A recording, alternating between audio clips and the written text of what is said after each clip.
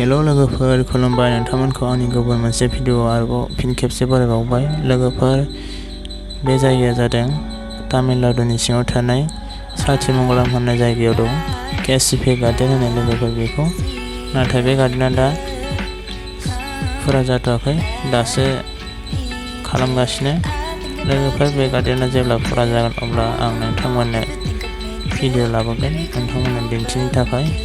दा जों जिखिनि भिडिअ लादों बे बाहेरनिफ्रायनो लानाय, सिङाव हाबनो दा एलाव गैथ'आ, बेनि थाखायनो जोङो बाहेरनिफ्रायनो सोरगिदिं जायगाखौ भिडिअ लादों। नोंथांमोना भिडिअखौ जोबजासिम नायलां। लोगोफोर भिडिअखौ मोजां मोनोबा